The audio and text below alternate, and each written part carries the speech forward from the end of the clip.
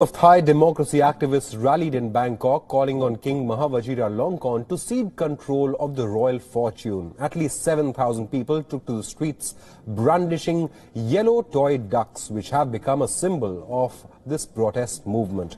This comes just after Prayut Chan-o-cha's government revived the controversial less majest law.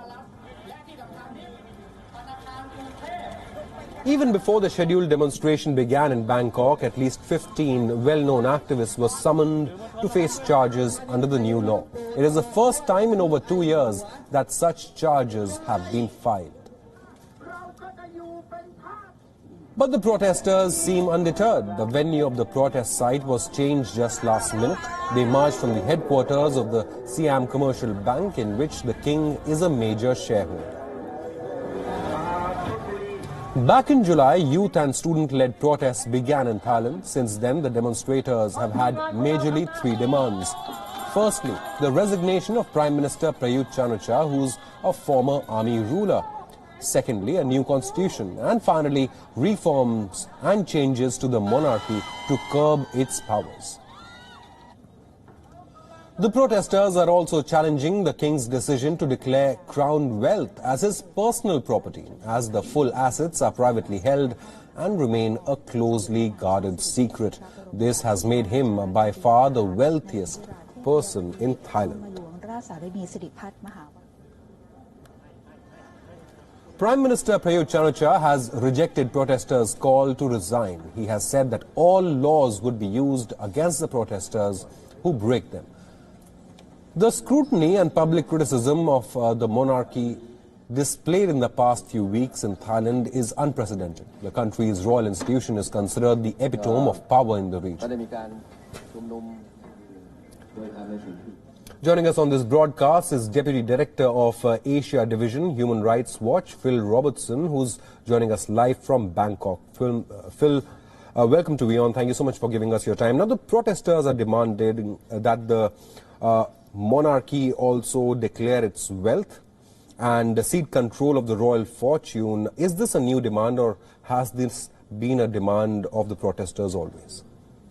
This has been a demand that has been ongoing, but it's evolved as the protests have continued. A common theme has been that the protesters are saying, hey, it's our taxes, and therefore we should know what's going on and we should know where this money is.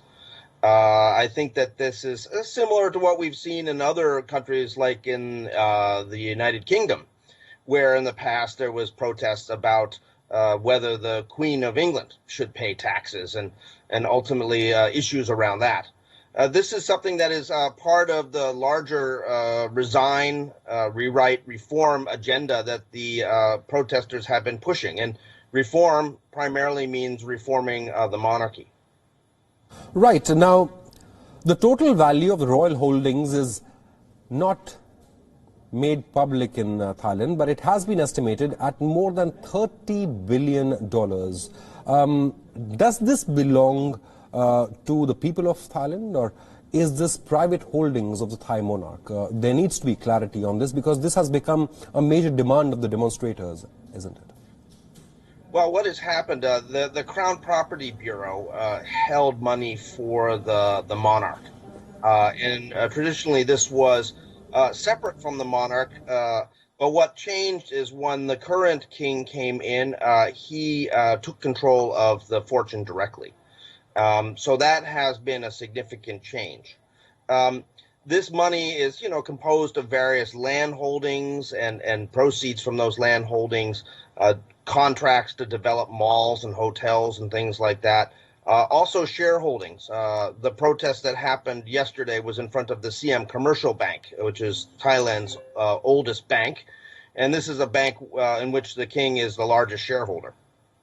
Right now, protesters have broken a long-standing taboo by criticizing the king, and police summoned the best-known protesters for questioning. And, they face charges, and they even face 15 years in prison for abusing the monarchy. But all this doesn't seem to have deterred the protesters, because more than 7,000 people once again took to the streets of Bangkok.